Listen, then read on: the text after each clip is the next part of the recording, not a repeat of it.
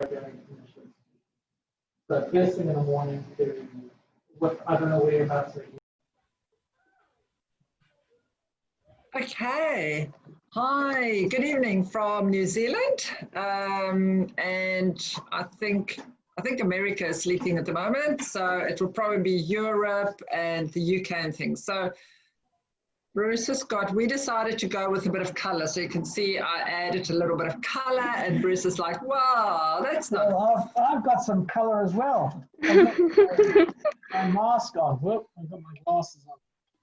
So this is a little project I worked on a few years ago. It's a bit scary. It's got a lot of LEDs and you can see them. It's pretty cool. So yeah, that was a project I worked on. So I'm a geek at heart. You know, I've hacked my own car for self-driving. Any new device my mother bought when I was a child, I would pull it apart completely, get in the biggest trouble, whatever, and I would try and figure out how you know, things worked, and that's how I've done most of my learning, by pulling things apart. And yeah, so yeah, I hope you enjoyed today's session, and if people who have been here before, maybe it's a bit different, we'll try. All right, so I'm just going to go really quickly for the people that hasn't joined us. Just share really just a couple of slides over on PowerPoint. So firstly, we're going to talk about cross-curricular, and we are very privileged to have two awesome teachers, Brian Host from Inaburra School and Karen Binns from St. George Christian School. And their bios are super, super, super long, but they are just awesome teachers, innovators. They're involved with New South Wales, ICTE, and just really great role models for teachers as well as for students. So today we're just going to look at what Kai's Clan, and then we're going to actually hand over to Brian. Karen is going to join us in a few minutes. But please, if you've got any questions, please put it in the chat, and then we will cover all of that. So it's going to be more about Karen and Brian having a bit of a chat about what they do in the classroom and how they use Kai's Clan. So Bruce Jackson, why Kai's Clan? Well, hold on. Got a boy racer here. Wait for the motorbike. Yeah, so 3 years ago, I was going into the classroom and seeing my son learning coding, and I was just getting really frustrated with the level of coding he was getting exposed to. And because I'm a geek at heart, obviously I wanted my son to also be a geek, yeah, so I really wanted something more for him, and I wanted him to get exposure to technology that's happening today. And we all know, you know, like Amazon warehouse, all these things, automation, AI, computer vision, all of these technologies are out there now. And jobs are going, and I wanted him to learn, you know, about what's happening in the industry. Why Kai?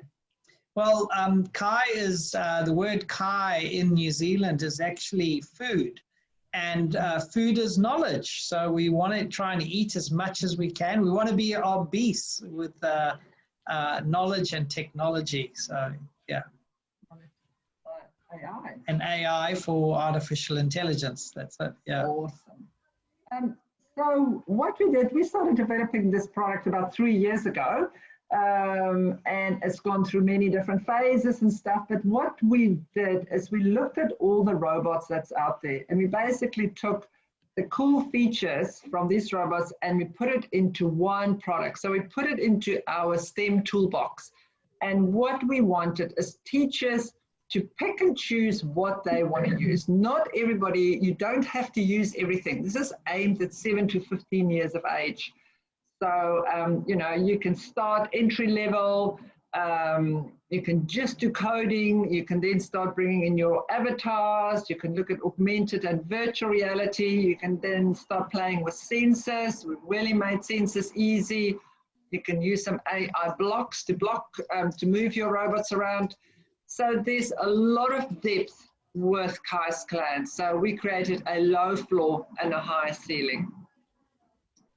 But I am not going to do the talking tonight. I'm not the star. So we're going to start with Brian tonight, and then Karen is going to join us. So over to you, Brian. Let me just stop sharing. Oops, that's not what I wanted to do. Wasn't even sharing it. I don't think I was sharing that. Was I sharing a screen? Doesn't matter. Okay, over, Brian, to you. Thank you.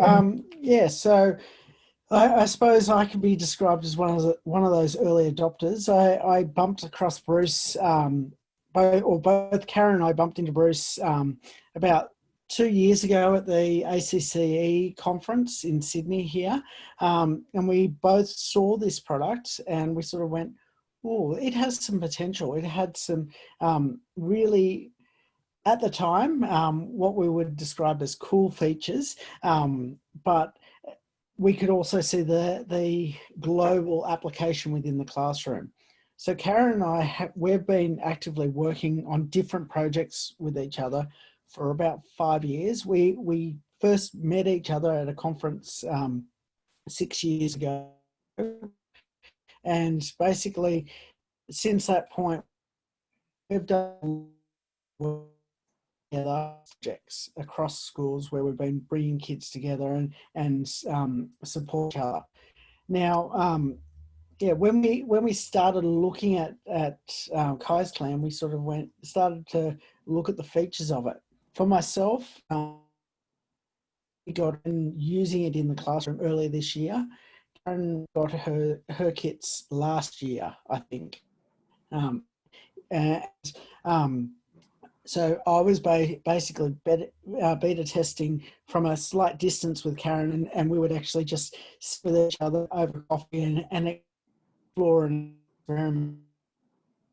Then sort of started going, well, what else could I use this for in my own classroom? I teach in a pretty interesting situation where I've got 114 students in an open plan learning space with 6 other teachers that I simultaneously teach with. So being able to go, how could we navigate this as well as navigate the environment of that open learning space? So again, that's been things that Karen and I have been problem solving and iterating on. One of the things that we absolutely love about Kai's Clan is its usability. It's easy to pick up and start. I now have a team of students that pretty much are fully trained and are able to just do the setup themselves. However, I still keep some control over that as we're only in our first year for it. Both schools have been doing what's known as a Mars project. So we've been, because our syllabus here in New South Wales talks about space, and actually identify outcomes which relate to learning about the Earth's structure, but not only the Earth's structure, other planets and other celestial bodies. We went, okay, how can we use Kai's Clan in a way which is really, really integrated to the curriculum? So both Karen and myself, we very much focused on what the outcomes in our syllabus said. Then we looked at the tools that were available to us, and so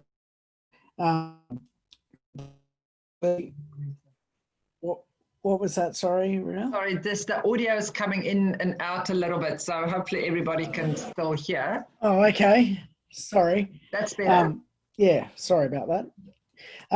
I know even though both Karen and I were very much using the same outcomes, we looked at the program from a slightly different tact.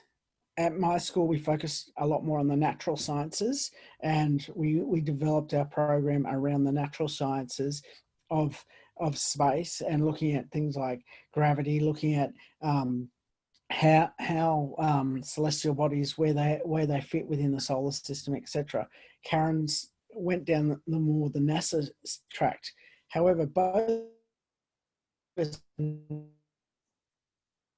we needed to look at a location, and that being Mars. So we ended up using many of the projects that were designed within Kai's clan to actually allow allow success within that. So the students, we were working on a project earlier this year. Unfortunately, due to the COVID problems, we ended up not being successful doing it face to face. We had planned to on at the start of March to be able to have both schools come together and do a Mars Day where we use Kai's clan. Unfortunately, we got the phone call. That was meant to be on a Monday. We got the phone call on the Sunday night saying we can't do it. We're going into lockdown. So as we ended up having to do it. Oops. And being able to link up the classes across from one point of Sydney to another point of Sydney. Yeah, sorry, we got really bad audio here. So I just want to make sure that it's okay. Just going to close a couple of things here. Can everyone else hear Brian? I might just move into another location quickly. Okay. Okay. Yeah. I think it's your Wi-Fi is cutting in and out. Yeah. So. Should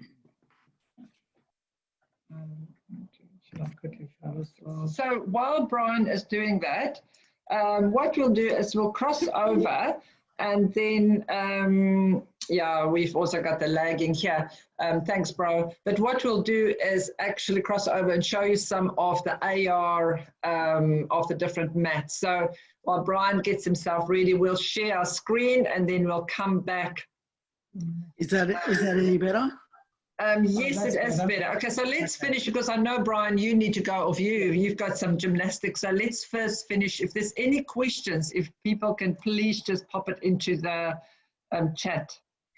Yeah, so basically how I now use Kai's clan is within my classroom. I actually set the problem. I generally take sort of 2 to 3 weeks to really unpack that problem and allow the students to really go deep into the workings of the actual activity. It goes beyond just coding.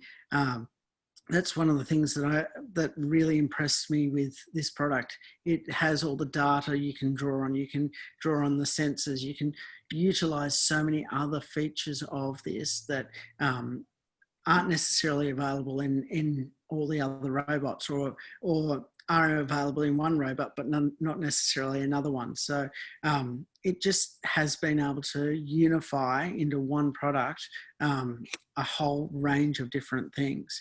I know a lot of my students, we've been doing a lot of data analysis over the last couple of weeks, and yeah, it's been really impressive to see how well the students have grasped that, and being able to convert the data that's generated through the robots and actually be able to graph that out and then communicate that to other people as well.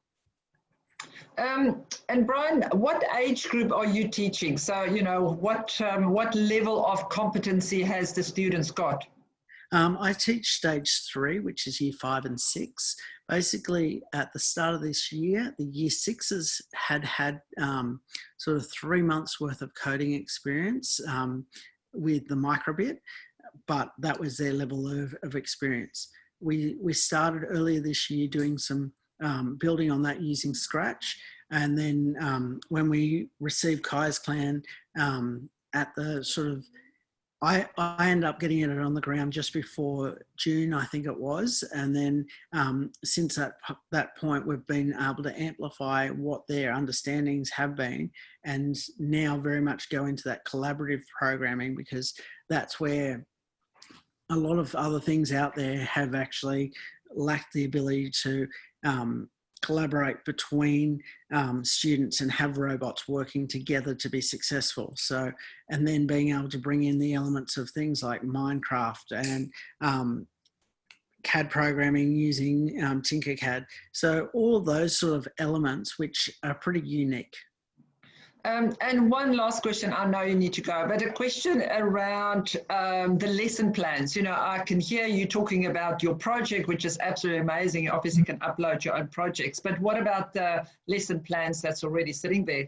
Well, the library has been fantastic. That's been a resource which has been absolutely brilliant, which aligns pretty well to our syllabus. From a written perspective, when I actually have to communicate back to our accreditation authorities, what I have to do is I do a bit of copy and pasting and a little bit of tinkering, but a majority of the programs that are available for Kai's Plan are really user-friendly and easy to step students through. So as a result, yeah, they're one of the simplest programs I've actually come across to be able to maximise student learning. Thank you. And you're talking about the Mars mat, but you've also got the warehouse mat, is that right? Correct. I haven't used so much the warehouse mat as yet. That's, yeah, fingers crossed the team that I'm training for next year, they will be able to take that on. So. Fantastic. All right. Well, if anybody's got any questions, you know, put it there, or I'm sure, Brian, if that's okay, maybe if you want to share your email, and some of these teachers, if they want to get in touch with you and have a bit of a chat, hopefully they can do that. So if that's okay, you can always just put your email there. So thank you very, very much. Brian has to go, but what we're going to do before Karen comes in, because Karen is going to join us soon, we're going to cross over and show a little bit of the demo and some of the new things that we've got. I'll see you soon. Thanks, Brian. Thanks, Brian. Have a lovely rest of your day. Will do. Thanks. Bye. Okay, bye. Right. So yeah, that's very nice of Brian to join us. And now what we're going to do is we're going to go over, and Brian was talking about the Mars mat. So we're going to show you the Mars mat. If I lose audio, just let me know. We're using 2 Zoom accounts here, so I'm just going to sit over in the corner here, and you'll be able to see me working away. I'm going to share my screen. Here we go. One moment. Okay, so this is our iPad that we're running, and now we're going to put this into AR mode, and you'll be able to see the physical mat. So for now, just press this AR. There you go. So this is a physical mat on the floor with the virtual environment laid on top of it. So when we code a robot to move around the physical mat, you will see the virtual Mars rover follow it. So for now, moves that yellow Kai robot. It's a bit difficult to see. And then put it into AR mode. There you go. So you can see that. So what we'll be doing is we'll be coding some of this and seeing how the virtual and the physical work together. Cool. So if you put it back to 3D mode, please, Ronell. Cool. There we go. So if you see, we've got some characters there. We've got like a Minecraft Steve guy. We've got robots there. If you click on the Steve.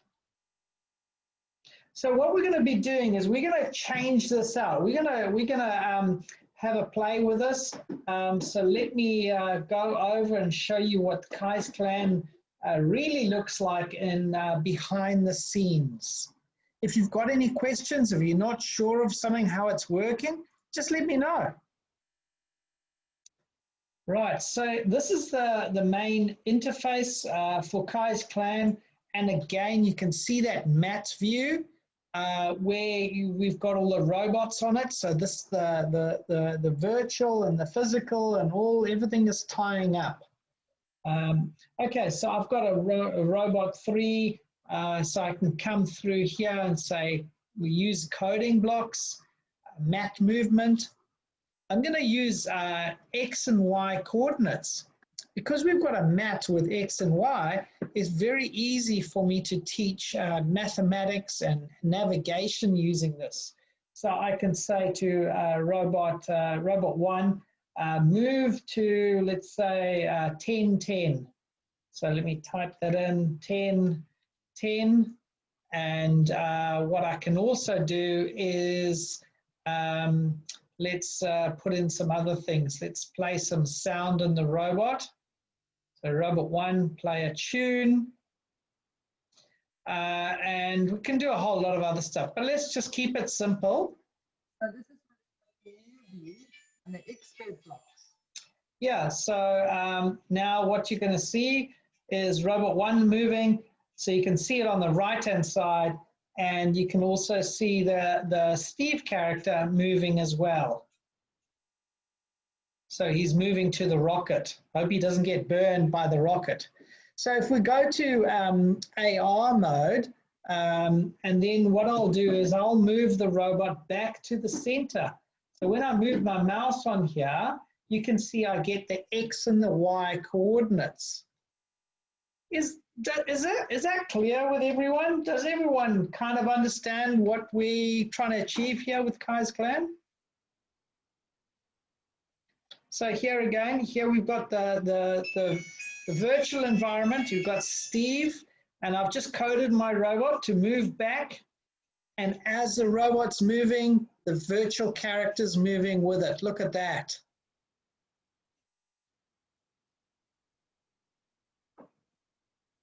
It's like the robot and the virtual character. You know, it's like the robot's best friend is the virtual character. So let's now go and change Steve out for something else. So I come into my sandbox mode, and like what Brian said, Kai's Clan has a lot of technology built into it, a lot of functions, and it's up to you as a teacher what elements you want to teach.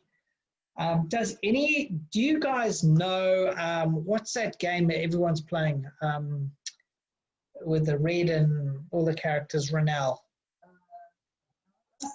Among Us. Who's played the game Among Us at the moment? Put it in the chat if you've played Among Us.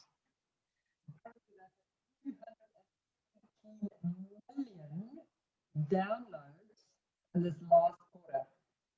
So what I'm going to do is, let's see in the chat, what have we got? What have we got? Yes, Bron from Sydney. Yeah, thumbs up. We should play online sometime. But what I'm going to do is, and we can use this for education. I mean, this is a great tool. It's a lot of fun. So we can get kids really engaged. They're loving the game. Well, let's get them to do some coding and try and get them to build the game in their project. So what I can do here is, as a student, I can come along and load my character. Well, before that, the kids can design their characters in Tinkercad. So you see up here, we've got Tinkercad and Minecraft support. So kids can design their own avatars, which could be characters from the game. And here I've got purple, I've got yellow. So I'm gonna make purple. There we go, purple. And that's gonna be on robot 1. Let's load a different character, black, and we'll put that on to robot 2. And you can see me going through, I'm just assigning these different characters to different students or different robots. So we've got a student manager here, And I've just given all of my students the name of the characters I want them, because I want to see them in the game as I'm playing the game. Well, playing the game, but coding the game. So let's do that. And we're going to change the matter out in here for sandbox, what we call sandbox. And then you're going to see the characters load in the virtual world. So before I run this code, let's just do this. And here's the iPad again. So in the iPad, if we move around that, you can see the different robots. It's multiplayer. I see Bron asked the question. It is multiplayer, so every student codes their own robot, but then they work together to solve the various problems. Right, so now I'm going to run the load command, which is going to load the characters, and we're going to see now the different characters loading. So where you see bubbles, that's the character that's loading. There we got purple, we got black, and red. So Kai's Clan is not just about making a robot. Look, I made a robot turn left, turn right. Wow, how smart am I? But no, what we're doing is we're allowing the kids to really get into the virtual sense of that. So, okay, we've got robot 3 here. Now, maybe we could say, what are some of the lines they use in the game? I can't remember. I'm an imposter. I'm the imposter, which I'm not. I usually get killed within the first 10 seconds. History. And I'm going to play an effect on that. Let's have red. We're going to have red smoke when it's idle. And maybe I'm going to have an emoji. So robot 3, a laughing emoji. So let me switch back to the iPad, and I'm going to click run. And here's the iPad view. There we go, we got the emoji, and if we zoom out on the iPad, I'm the imposter. So it's a multiplayer experience. Each child or each student is controlling their own robot, and each child is controlling their own virtual storytelling. So it's a mass collaboration, and that's what the subject of today's talk is. It's about collaborating. What can you do, like if you get close to a certain robot, then something's going to happen. So how can these students have a battle or something? Yeah. Okay, so that's a good point, Renelle. So let me change my code now, and let's say if I've got to think, you've put me on the spot. Let's say if black gets close to me, if black gets close to red, then I'm going to make red fly in the sky. Okay, I've got to think about this. So we've got to say if black. So we need a logic. So we need logic. Logic. So let's go to logic. Now, if you haven't done this before, you don't need to worry. With Kai's Clan, you can start at the ground level and work your way all the way up. We've got universities using the product as well as primary schools. So it has got a low floor and a very high ceiling. So what did I say? If if black gets close to red. So we need to use an if statement, and it's going to be either true or false. So let's go mat movement. So is robot black close to position of red within, say, 20 centimeters, then I'm going to fly. So on the left-hand side, you can see we've got this category called Sandbox. Sandbox is our virtual world and allows us to control all the elements in the virtual.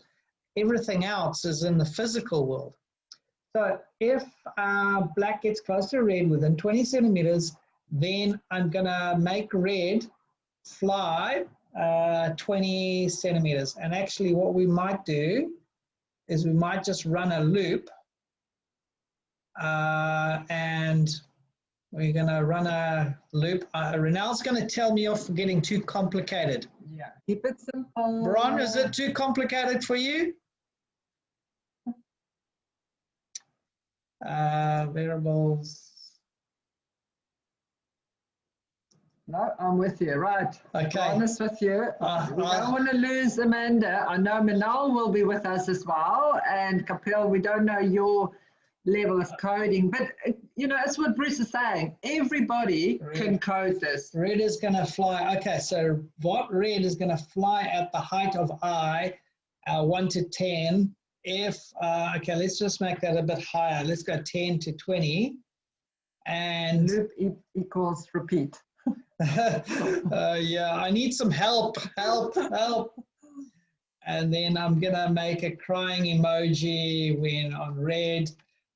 Okay, let's just run this. So I've got red there smoking away. And where is black? I can't see black. Where is, oh, black is not on there. Oh, no, that's purple. Purple. Okay, so we'll do it on robot 1. 1 and 3. Yeah. Okay. So 1 and 3. Okay, clear as mud. Let's go for it. Running the code. We now have to get 1 to drive to red over there. Because once 1 gets close to red, let's go on to focus on red. So once that happens, then you're going to do that. So Renel, are you going to code your robot, or can you move your robot? You move the robot over on physically on the mat. That is, you're moving robot. You're going to be moving robot 1, close to robot 3. When you're ready. And let's see what happens. Oh, hold on. I need the virtual screen. Right, far away. So the code is constantly moving. Here you can see purple coming in. Purple's coming in. Is it going to work? I make my best. There we go. There we go. He's flying. He's flying. Yeah, he's flying higher and crying. Fly and cry at the same time. So yeah, that was pretty uneventful, but it showed you that when the physical robot goes close to the other physical robot, the virtual elements can change. Okay, well, that's awesome, Bruce. So thank you very much. So Karen has joined us. So, sorry, we're just going to come back. Sorry, this is all a little bit moving everything backwards here. I am going to open up the floor to our amazing Karen so she can tell us more about her project. So let's have a look. Karen. No, I'm not sure what you've done so far. Is this coming through all right? Yes, it's perfect. Thank you. We've just covered. I was just getting some feedback. That was all. Oh, sorry.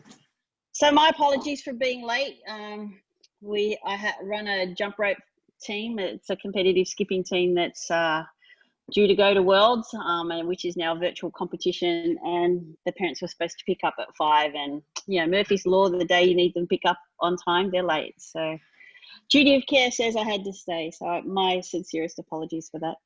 Virtual skipping, I'm sure I could code that. Actually, somebody asked me if I could build a skipping robot, and I went, not sure about that. So I'll pass. Anyway, so I don't know how much Brian told you earlier this afternoon, but he told us about his project, but I really want you to share what you've done in the classroom, because you've done some amazing stuff with the students. So, so I did the journey to Mars as well, and we started here on Earth and planned our way to Mars. We it's the best way. So in science, which is about 2 50-minute periods a week, and then 1 digital technologies lesson a week, is what the time frame for the students they had. We started, so most of our people here are Southern Hemisphere or Northern Hemisphere people? I think it's a mixture. We've got Okay, Manal, India, Jordan, okay, Australia. so our second semester starts in late July and goes through till mid-December. And so our school decided to split the science curriculum between, because we operate in stages. So year 5 and 6 are stage 3. And we divided that, the five strand areas across years 5 and year 6, so that we could get the most out of the design thinking projects. Because if you rush design thinking or computational thinking, you don't give it enough time, you're just really playing lip service. And we really wanted to embed the projects well so that it had real life applications and real audiences at the end. So we chose the Journey to Mars. We integrated the NASA experiments and things that are on the NASA website for NASA education. We went to Minecraft and looked at their educational things, because they have a heap of things on Journey to Mars and the Red Planet as well. And I had done a PBL course, and I collected a whole heap of material through PBL World as well. And so we mashed all that together, and then included Kai's Clan as the major emphasis for the project in the end. So in science, they did all the scientific things like, what would I need to get to Mars? What's jet propulsion? What's how do I keep things cool and hot when I'm out in space? How do I, get oxygen, and how do we make it? And so they looked at all the science of that, and then I looked at the digital tech side. So I started with looking at Kai's Clan robots off mat, and we did a number of challenges off the mat that included all the different functionalities that we could off the mat, as far as driving the robot, playing music, opening and closing the grippers. Then we went into Minecraft, and we started on Earth, and we collected everything that we might need on Mars and put it into our inventory chests. Then we went to Mars, and we started to create habitats, and the students had to plan their habitat around the the mental health and well-being of their colonists. They had to engineer and create some Mars vehicles within Minecraft, and then they had to build some kind of research station or hydroponics that was going to aid the sustainability of the colony on Mars. Once they created those structures, we used structure blocks and exported those things out of, or items out of Minecraft and into the 3D section of Kai's Clan. And then we use QR codes on our mats and things to make those structures come to life in a virtual and AR reality. Now you've got some images. You've got, can you share your learning journal? Because I think that is really awesome to see actually what the students have created. Sure, just need to open that. We've got the VR as well loaded, so once we can look at some VR as well. Because I've rushed outstairs, I forgot to open this, right? Caught me out. Sorry. So that's okay. It's just the life of a teacher on trying to do multiple times. Share my screen. So, Bron, where do you teach? He's in Sydney. I know. Is this Bron Stuckey online? Unmute him. Oh, hold on. This is a Bron. Let me just see where's Bron. Bron Stuckey. Bron Stuckey's my Minecraft hero and everything I need to know about Minecraft. So, Hi, this is one of the. Hey, Bron, how are you? I'm great. Good to see your work. Yeah. Now I really feel like we've got to give you a good job.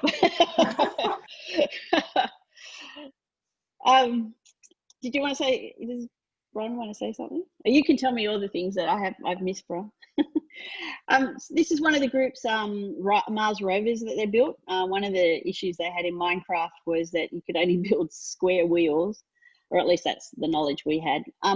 Just to say something up front, I don't believe that I need to be the font of all knowledge when it comes to coding, robotics, Minecraft. I'll never know as much as students know in Minecraft, even if I spent all summer. So I let them be the experts in the classroom, and I go off what they teach me. So I just make sure that the environment in which they're using and how they're interacting with each other is a positive and a safe one. So this group came up with a Mars rover that they built, and then they realized that it had square wheels. And I said, well, so how do you think you're going to overcome that if this is going to export out and used as a QR code over the top of this little yellow robot? And they went, the yellow robot's got round wheels and it's just going to be an impression, so to speak. I went, yep. So I said, does it matter it's got square wheels? And they went, no. So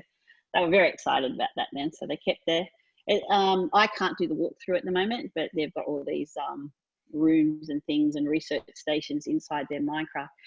In saying that, I bought a whole heap of Lego. If you know the city range of Lego, there's a whole heap of Mars rovers and things in that. And I had built myself a Saturn V rocket and a Apollo 11. And so we used those and set them up on our Mars Day that we had, which was a whole day challenge, as ways for the students to look inside things, because the Lego structures that I brought in, you could pull apart and have a look inside, and you could see the cockpits and the pizza oven inside there and inside their Mars rover that cook things and that kind of thing. And I bought, just looking over there, I bought solar panels in Lego, and I bought a whole launch base with the rocket as well, and a habitat station. So some of their ideas they used as a provocation for that.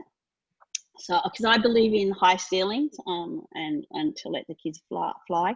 So we used Post-it notes to plan our Mars habitats, and we used the different colors to mean different things within the habitat. So this is one of the students' habitats down here, and they built the living quarters, they built the hydroponics bay, and we talked about airlocks on doors and the fact that they couldn't breathe the Martian atmosphere, and that when we needed things to grow and water them, how were they going to do that? We learnt that you could make cement on Mars. The only problem was that it had to be made of sulfur, and it would disintegrate really quickly, unlike cement that you can make on Earth. So this is some more planning stages, and some students decided to build rocket ships, and others built launch pads with shuttlecraft to get around. Some more hydroponic boys, and we talked about well-being for the colonists and how far away from home and what they would need to take with them to sort of feel happy and mental health wise well. And the teacher that teaches PDH, which is personal development health for the overseas people, they were doing a unit on well-being as well at the point in time we were doing this. So that all came together.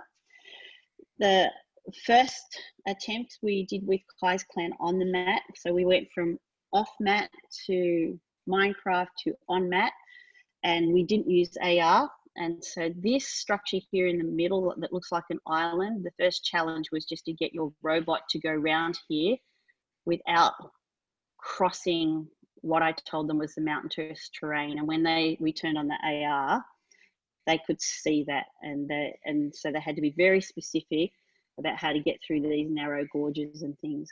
And the reason we did that was because this unit for science is tied in with the looking at geological events on Earth. And we were very fortunate and very blessed, because last term here there were lots of space things happening. SpaceX launched their rocket and they brought it back to Earth, and Powerhouse Museum had an astronaut, and his name was Adrian, and he works for NASA as a geologist and looking at geology on Earth in Western Australia and comparing that to the geology on Mars.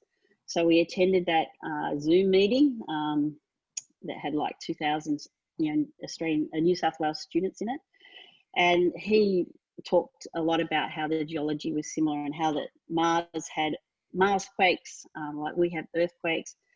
Mars has volcanoes and the red dust storm. So we were able to look at the natural disaster element of the science unit that we needed to do and compared that to Mars. And when we had our Mars Day, different groups were given different challenges of how they were given a task to get from, so class A on one side of Mars and class B on the other side of Mars had something that each other needed, and then they needed to exchange those items.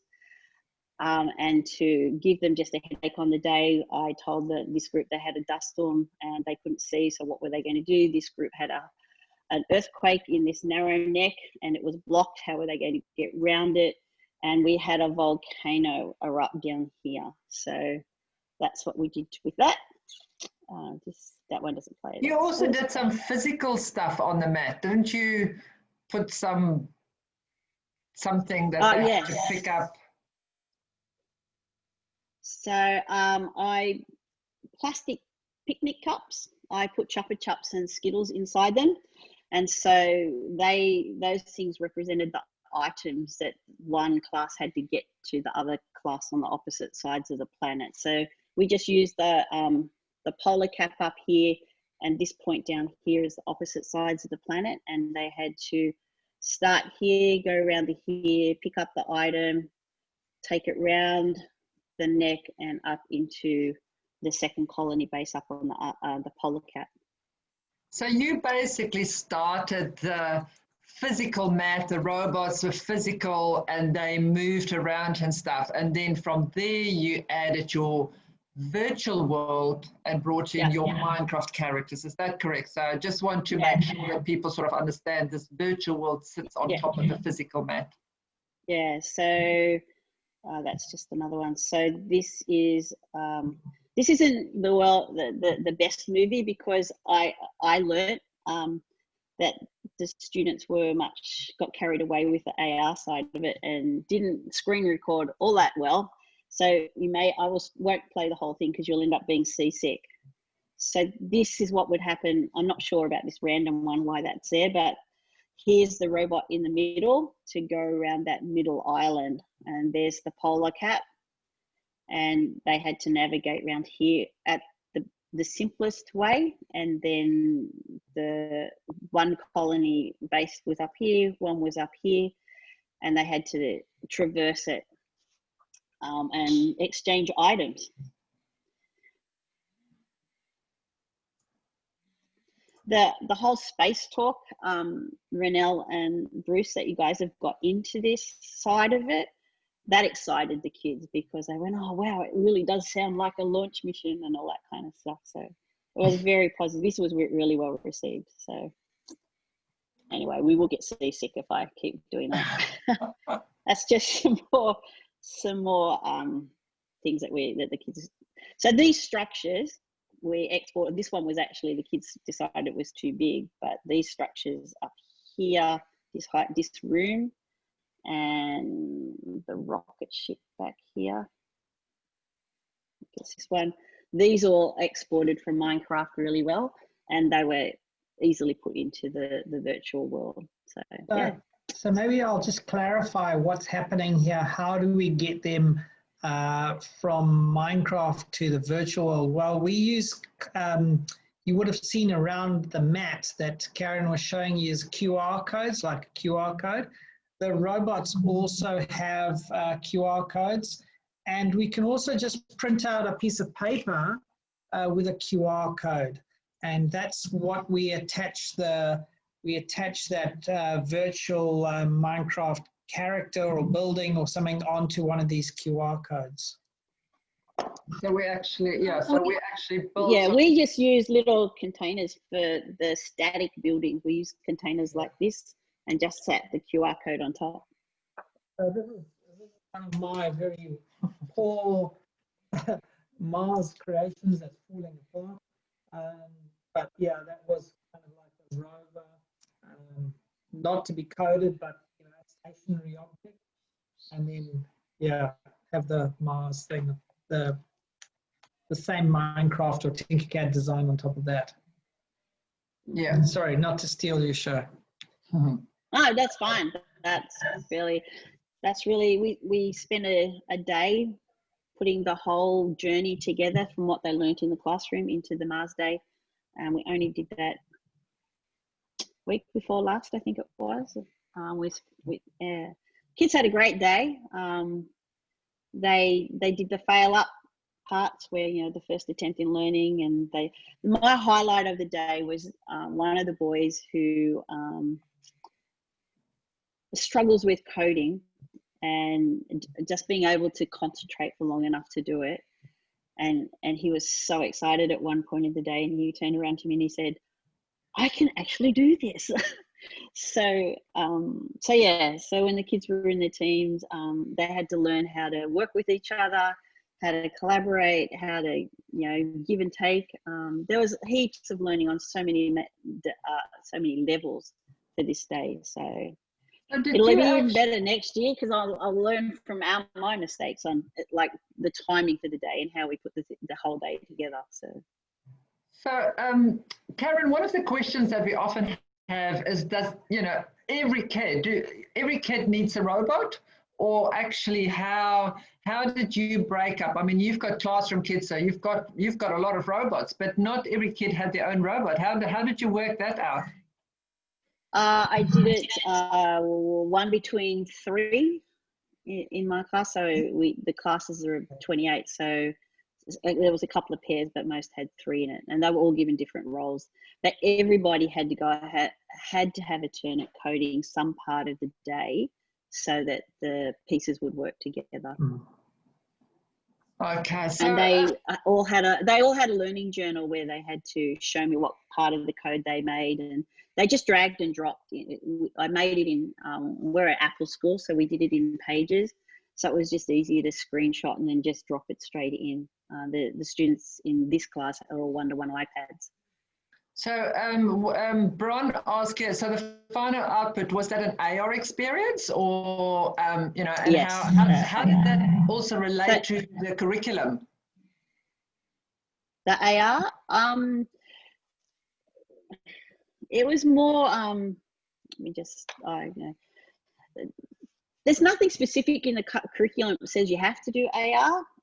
The curriculum states that you have to do coding and branching and all of the logic behind it. The AR is just the added benefit, and it engages, the whole thing engages the kids, but I'm more interested in the deeper learning that happens and the real world application. And we talked to an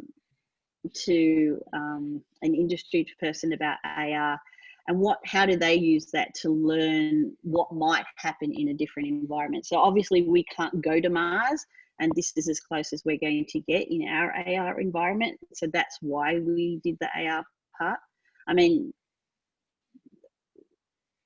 it's about trying to get the students to realize that even when the scientists, and when we were talking to Adrian, the astronaut, even he can't go to Mars and work it out. So they're doing simulated things. So we talked about why is simulation such an important thing in industry when you're trying to figure out the next best thing, or how to problem solve something that they can't actually make. So how does this? Sorry, that's my scrambled brain. No. I mean, I think that's awesome, but how does it work with computational thinking, or you know, the design elements? How, you know, can you maybe share a little bit about the New South Wales curriculum and the outcomes that you were aligning the Mars project with? Let me just open a document and I'll show you that. So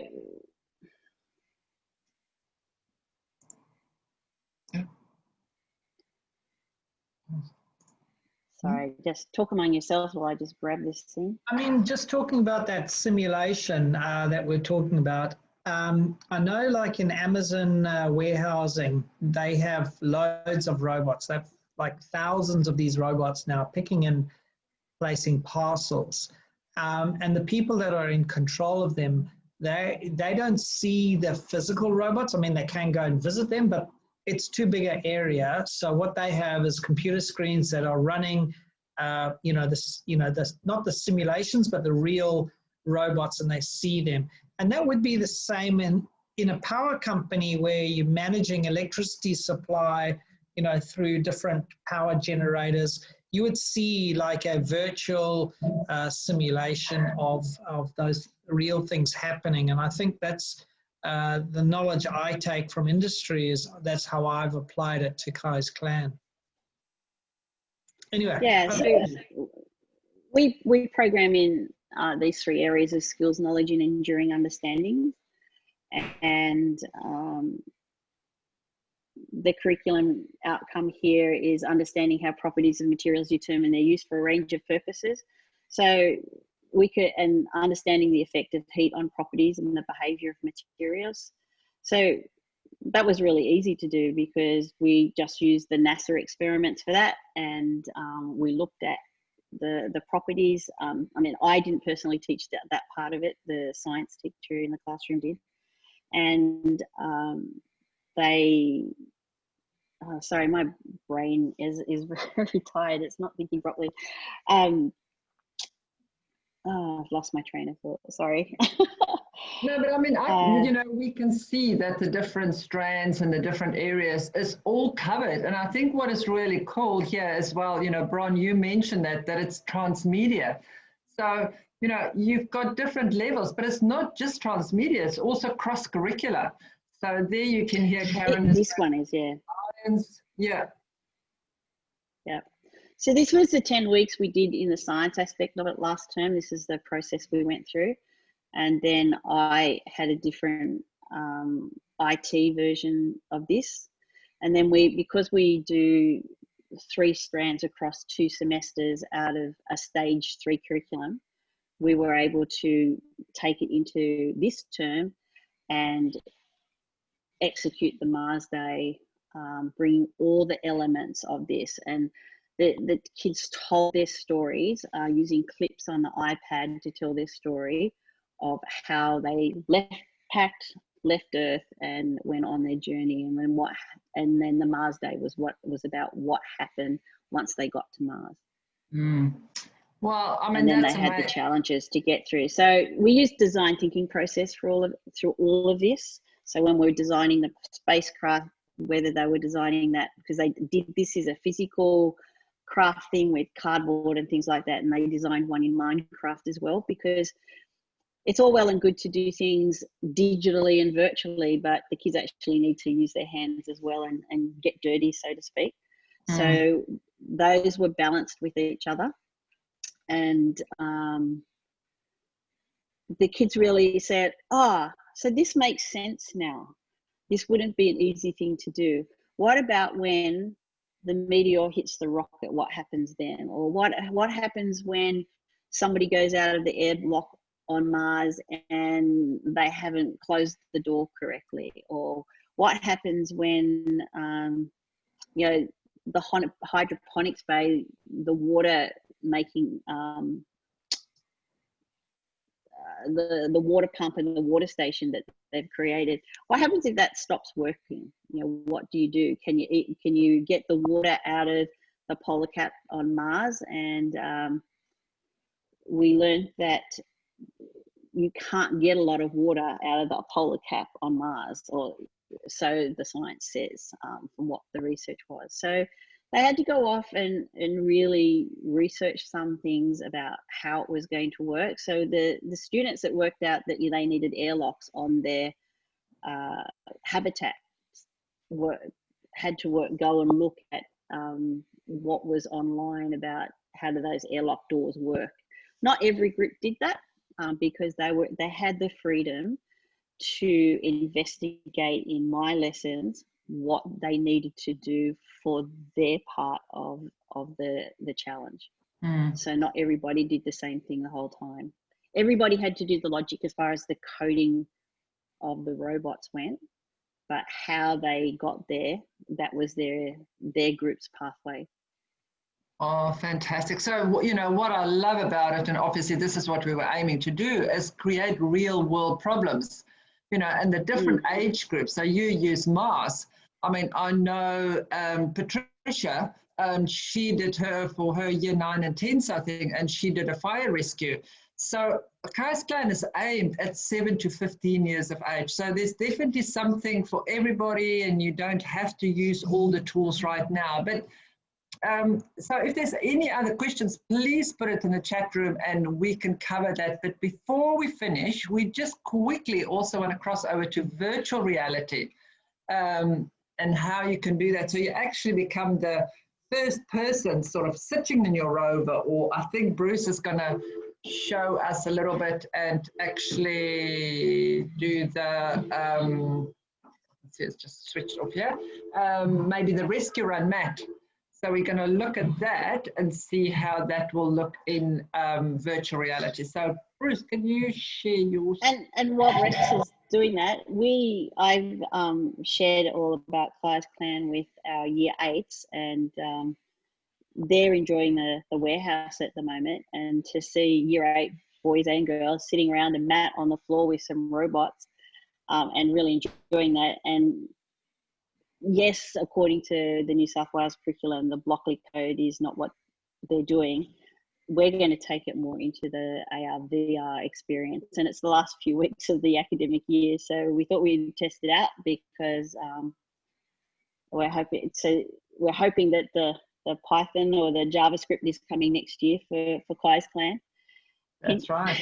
That's right. So you can see the JavaScript already. Yeah. So we have shown the JavaScript to the students. They've only had their 3rd lesson today, but even putting lollipops in a cup for them and saying you need to take this from the storage area over to this area of the warehouse, got them going as well. And the feedback I've seen them as they've walked around the playground, they went, you know, we thought this was little kid stuff, and actually it's not. It made us think about what we could do and the possibilities. So, awesome. So it was awesome. good. And then obviously with sensors, you know, it's also, we can use the BBC microbit. So there's loads more that we can do. But Bruce, are you ready with some? I've only skimmed the surface.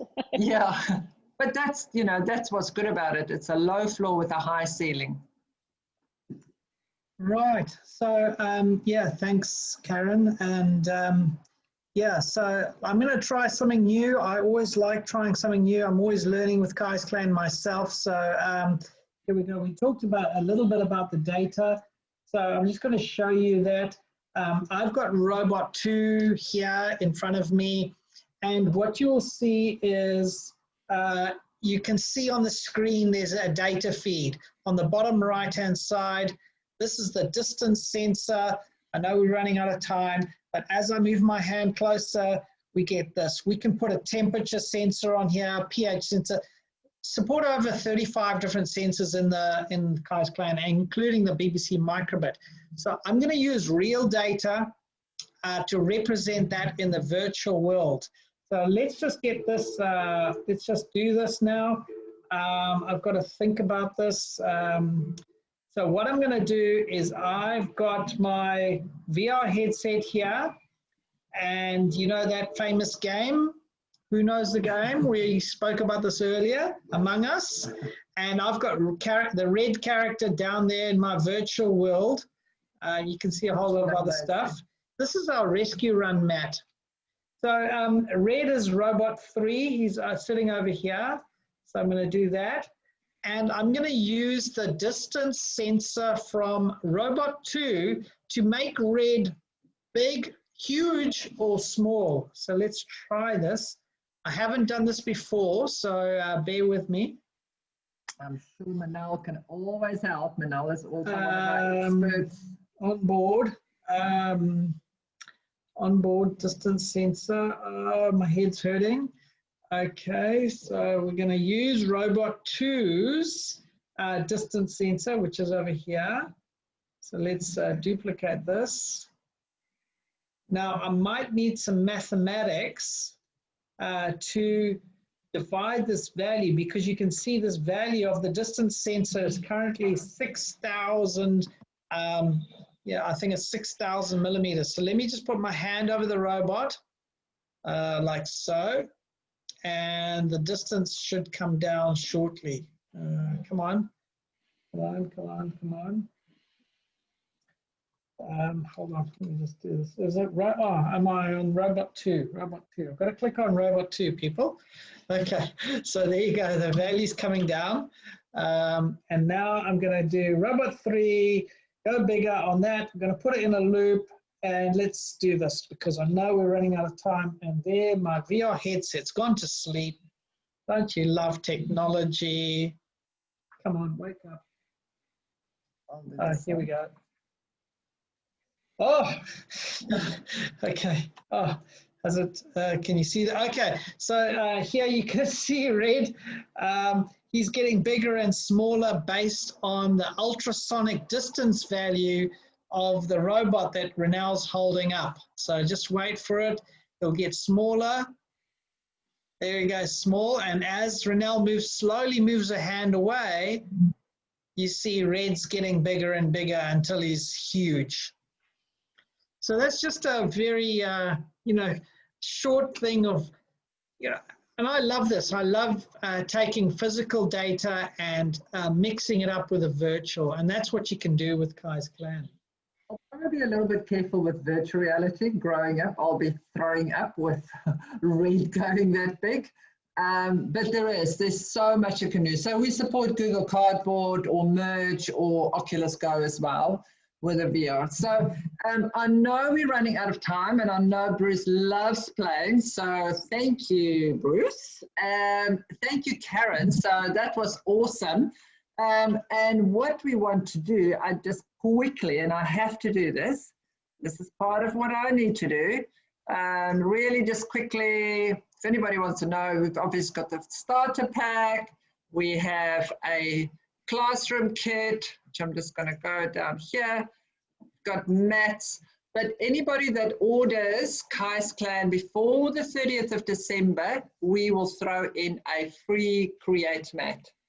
And I can see Bruce has lost interest, and we are back playing. And this is what we do. So thank you so much, Karen. Awesome. Thank you, thank you, thank you. Bron, thanks for all the really good questions. Ahmed, everybody, Manal, everybody that joined us. If you want to know more, contact us. It's Renal at Kai's Clan or just hello at Kai's Clan .ai, and we're happy to talk further. So, Karen, thank you, thank you. My pleasure. Again, my apologies for being late. No problem. Bruce? Just a big Kai 5 from us at Kai's Clan, and a big Kai 5 to Karen as well. You've been really instrumental on the development of Kai's Clan. With your without your feedback, it's been great. Thanks, Bron. I would love to catch up with you and talk Minecraft one of these days. Maybe Karen can do an introduction. Yeah, she does rock. Thank you very much. Have a lovely rest of your day or evening or wherever you are. And please follow us on Twitter, on Facebook, and just share. So thank you very much, and we talk soon. That was fantastic. Thanks, really guys. enjoyed. Thanks, everyone. Thanks, Brian. Thank you very much. All right, everybody. Good night. Thank you. Bye. Good morning. Good night.